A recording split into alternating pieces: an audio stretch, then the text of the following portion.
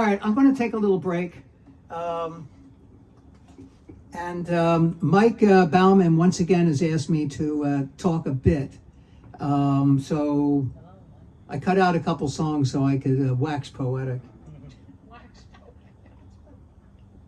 So what he wanted to know is through each decade sort of what I was up to musically. I think that was basically where we're going.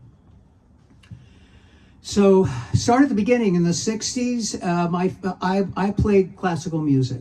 I had done it since I was 9 until we got up to, the 60s. And my friend picked up guitar because folk music was now popular. And he started learning guitar, and he was learning like Lead Belly and all this old folky stuff. And he told me, well, you could play violin on this. So he got me started. Played some albums, got me, and I started doing more and more of it, and I preferred that way more than playing in the orchestra. So in the 70s, I was in college. I thought when I left high school, went to college, I wouldn't play the violin anymore. It's like I had enough. It was really an awful situation. Classical music is nasty. A lot, it's a lot of infighting and very catty behavior, I guess you would say. So I'd had enough. But when I was in college, I did bring my violin, and I met this guy who had a jug band. And that was the first band I played in, was jug band music. I was playing in bars when I was 20 with this jug band. And the nice thing about jug band music, it has a little bit of everything. It has bluegrass, it has jazz.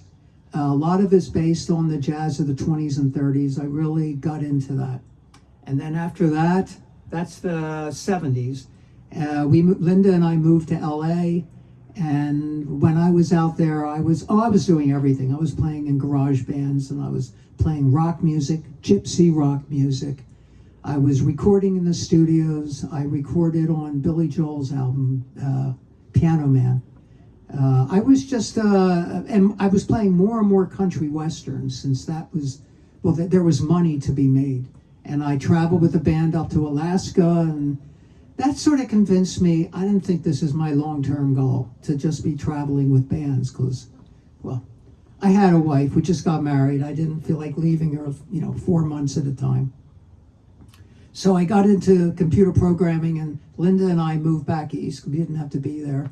And I joined a bluegrass band, and I played with that band for most of the rest of the 70s. And I got recruited by a guy who had a jazz band. It was 20s and 30s jazz.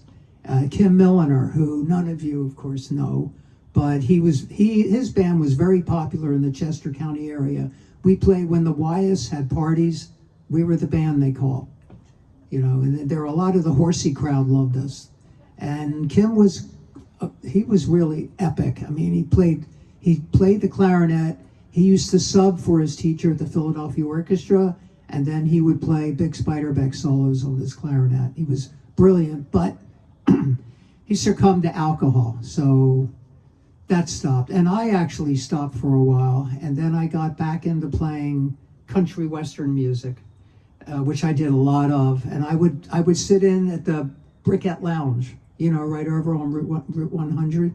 Does anyone know about the Briquette Lounge? You go all the way down Boot Road till you hit Paoli Pike. You make a left, and it'll be on your left as you're going into Westchester. It's been there since the 50s. It's a country western bar.